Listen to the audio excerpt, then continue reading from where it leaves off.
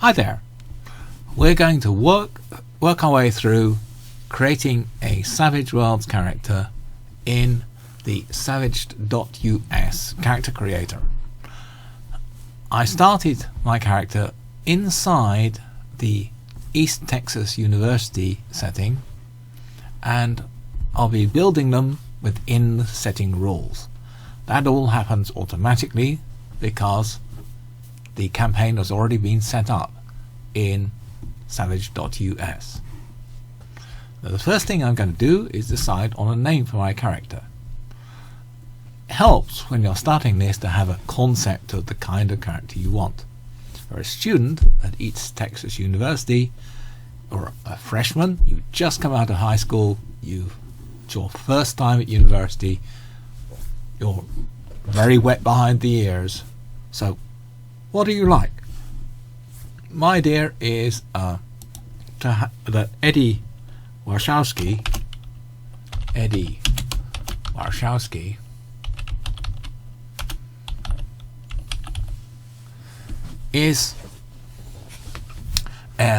was a football player at school, but not just some dumb jock. In actual fact, he's also kind of a computer nerd, and he's going to come to East Texas University to study computer science. So Eddie is a guy. You can choose male, female, or anything else you like, and he is, at the time of starting university, only 18 years old. Now, the character professional title, this is important if you are making somebody who is, for instance, already got some role in the world. Now, at the moment, the only thing that we can say about Eddie is a student. Now, down here we can put a bit of description. So, for instance, tall, gangly, with dark hair and glasses.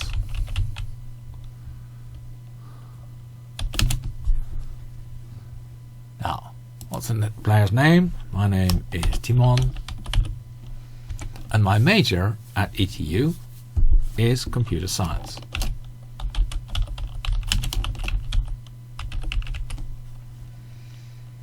I don't yet have an extracurricular choice.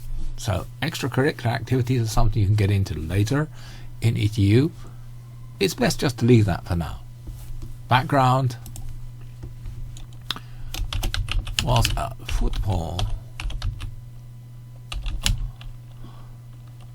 player in school, but got fascinated by computers and had to step back his sporting career as his eyes deteriorated. So I think Eddie actually would have been kind of a sporty guy, but his eyesight's not good enough. Now, down here we have his language native. That just means you speak the language of the country you're in. I could choose a character portrait. I'm not going to do that yet. And if you're using your character in a VTT, you can also put a VTT token here. That way it gets moved automatically into Foundry or Roll20 if you're using them there. Okay, so that's working fine. I've got the basic idea of my character. I'm now going to move on to race. Well, in this game there are only humans, so we're not going to add any other things onto that. And now we're onto what we call hindrances. Hindrances are things that are not the strongest about your character, where they have a few problems, and they're very useful in Savage Worlds because they allow you to get extra points to make your character stronger in other ways. And also, they're always really fun in roleplay. Now, you can see at the top here there are a whole bunch of hindrances which are specific to the setting East Texas University. And underneath here there are ones which actually just come straight from the Savage Worlds system. So let's take one of the ones from the East Texas University, I'm going to say that he has an annoying roommate. That means that the dean, the games master of an ETU game, gets to choose just what kind of annoying roommate I have. I'm also going to say that he has, because that's fairly obvious, he has bad eyes. So he has got glasses, so this won't come into play unless his glasses get knocked off or fall off. If it's a minor hindrance, so it only gives me a -1 penalty to seeing stuff. But if I clicked major hindrance, it would mean I had very bad eyes, that I would get a -2 penalty. You can see that happens automatically. It used to be in Savage Worlds you always could take 1 major and 2 minor hindrances in your character. These days you can take 2 minors or 3 minors if you want. You don't have to take any hindrances at all, but I think they're fun because they make your character more interesting. Now, I'm going to say that he has let's give him another interesting hindrance. He's also a party animal. Coming to university was a big change for Eddie, and he's got involved in all of the social life. So he's got 3 minor hindrances. He could have a major hindrance as well. For each of your hindrances you get a perk point. Now, perk points allow you to add things to your character. You can see them up here. Perk points allow you to raise an attribute, add an edge, add a skill, or increase your amount of starting money. We're not going to look at that yet. I've got my hindrances set up. I could make one of them major, but I'm not going to right now. Let's move on to the traits. You're seeing the yellow dots at the top of the screen because those are warning us that our character is not yet complete. And that makes perfect sense because we haven't actually added anything to our character yet. Now, I said Eddie used to be a football player, so I'm going to make his agility a D6. These agility, smarts, spirit, and down here, strength and vigor, these are your attributes. They're fundamental things about your character. You don't generally roll them in a game unless you're trying to resist or persist with something. So, for instance, if I was being crushed underneath a fallen bookshelf, I'd probably roll my strength to resist being squashed flat. Or I might roll my agility to dodge out of the way. If you want to do something in the game, you'll use your skills. Now you can see that there's a whole series of skills here underneath agility. These are the skills that are part of agility. So if I want to increase one of these skills, it's going to use agility as a sort of maximum value. Now you can see at the top of the screen here, Eddie Warshawski, human, attribute points 4 out of 5, skill points 15 out of 15. Now, what does this mean? I've got 5 attribute points to spend. I put one of them by raising my agility. I'm going to put another one of them into raising my smarts. I now only have 3 left. I'm just going to add one to my spirit. Spirit is how good you are at withstanding mental pressure and focusing on things. And I'm going to put one in strength. Can I also put one in vigor? Yes, I could, because I've got a point left over. But instead of doing that, I'm actually going to raise Eddie's smarts to D8. So, though he's relatively muscular, he hasn't got the strongest constitution. He basically slacked off on the sports after his eyes got bad. Now let's see what he can do in the way of skills. We've used all of our attribute points, now we can apply our skills. Okay, now you may notice that athletics here, which is the first of the agility skills, has already got a D4 on it. The game starts you out with some skills already filled in. Athletics, common knowledge, stealth, and notice. These already have a D4 in them. You'll also notice that there aren't any skills that depend on strength or vigour. Now, it doesn't mean that strength and vigour aren't important. It just means that they tend to be used more to resist things, or that in the case of strength determines how hard you hit if you swing a sword or throw a punch. Now let's try adding some skills to Eddie. I just said that he was actually doing computer science at ETU. Now, because he's an ETU student, he has to have a skill that corresponds to his major. His major is computer science. The skill that corresponds to that, I think the most easily, is hacking.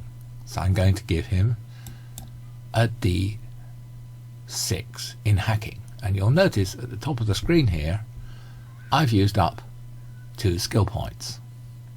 If I increase his hacking to a D8, so he'd roll a D8 when he's hacking something, that's another point that's gone away from the number of skill points I can use.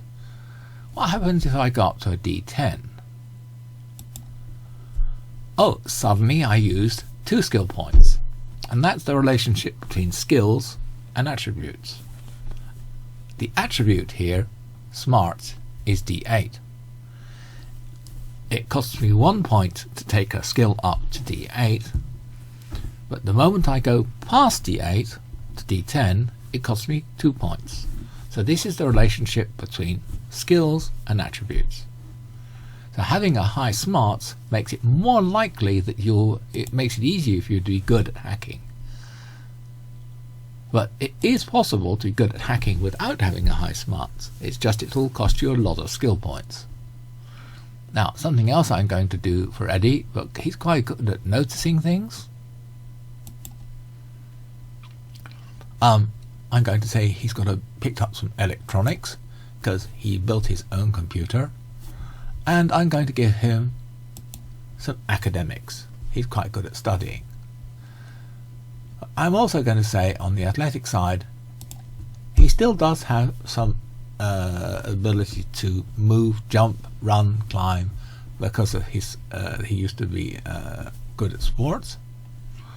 I don't think it makes sense to give him anything in the way of shooting or fighting, because he's just an 18-year-old. He's an ordinary 18-year-old. He hasn't done a lot of, well, he hasn't been fighting a war. Let's have go a bit further. I think that Eddie's generally handy with devices and computers and machines, so I'm going to give him a point in repair. This is all cheap for Eddie because he has a D8 in smarts. Spellcasting and weird science don't make sense in this setting. They don't get used. But I am going to, I think it might make sense to give him a little bit more in his hacking. I'm going to go all up to D8. How good is Eddie at intimidation, performance and persuasion? Well, let's say he's quite persuasive. Persuasion you already had at D4 because you get that free, and I've given him another point to take that up to D6. How many skill points do I have left? Oh, I've still got 6 to spend. Now, performance isn't just performing in plays, but if, for instance, you want to convince someone of something that's not true, you might need to roll performance. Eddie's not very intimidating, but I am going to say he's quite good at making jokes, playing the fool, charming people, things like that. There's a big difference between having a D4 in a skill and not having anything in a skill.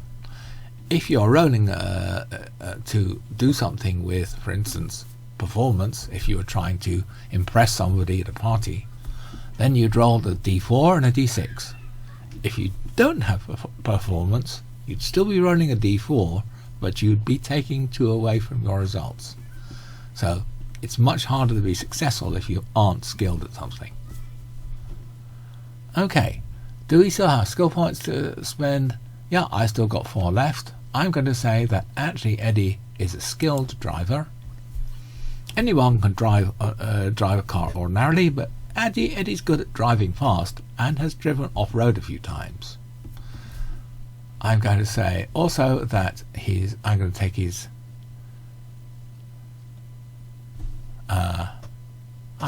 his notice up to D8. Despite the glasses, he's kind of sharp-eyed, and he's got some general scientific ability as well. Now, we've now spent almost all our skill points. Let's put 1 in, just for the hell of it. Let's add on here, improve his academics. Eddie's now used all his skill points and his attribute points. Let's go on to edges. Edges are things that are special about your character that you can do in better than anybody else. Once again, we have edges that have come from the core book at Savage Worlds Adventure Edition, and we've got down here edges that are part of East Texas University. For instance, a very useful one down here is Test Taker. This adds component 2 to your scholarship. What is your scholarship? Your scholarship is your ability to pass exams. That's also very useful when you're a university student. Even though you may be having adventures and dealing with weird things, you also do need to be successful academically, otherwise you might not be able to stay at university. So I'm going to give Eddie the Test Taker ability. And that turns up at the top here, Test Taker. I'm going to see about, I would like to give him an arcane background, but there aren't any arcane backgrounds in ETU. But I am going to give him another local ETU edge. Be a zebra. Be a zebra means you're good at blending in with other people. So Eddie's maybe not much of a fighter, but he'd be quite good at dodging attacks. But now we have a problem. You get 1 edge for free because you're a human being, but I've taken 2. That's 1 more than I should be able to take. How can I pay for that? Let's go back to hindrances. The hindrances give me perk points, and I can use the perk points to add an edge. So I'm going to do that now. Add an edge. And now I don't have a problem with the number of edges anymore. Both of them are okay. However, there is a warning still on the screen. You can still allocate perk points. That's because I've got 3 perk points. I've got 1 left. I'm going to raise, can I raise an attribute? No, because that takes 2 perk points, and I only have 3, and I've already used 2 to raise an edge. I'm going to add a skill. Now, I actually had pretty much all the skills I wanted, but let's go back and add another point, a point to common knowledge. This is Eddie's knowledge about the world. Okay, we've got edges, we've got hindrances, we've got skills. What else do we need? Well, there's nothing very you need. You don't need to have armor or a sword or anything like that because we're in a modern setting. And I'm going to say that he's a student, so he has his books. He has a laptop computer. We don't need to write that down. I think we should be good. For vehicles, the East Texas University setting has got specific rules for vehicles, so we could give Eddie a car. But I'm not going to do that right now.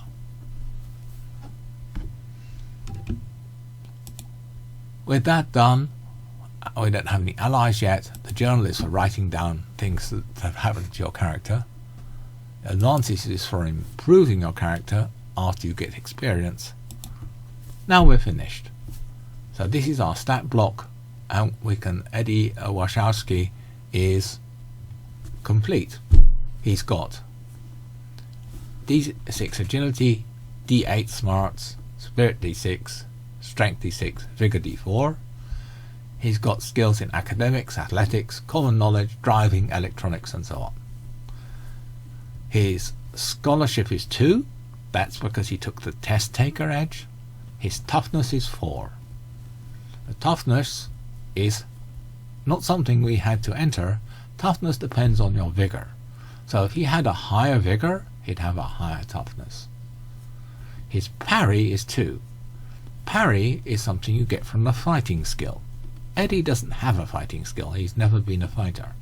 So he doesn't have, his parry is just 2, which is the lowest you can get. Okay. Now that's Eddie complete, and we're ready to run him in a game. So I'm going to press the add button, which will add him to the world. And we're good to go. Thank you for listening. Bye bye.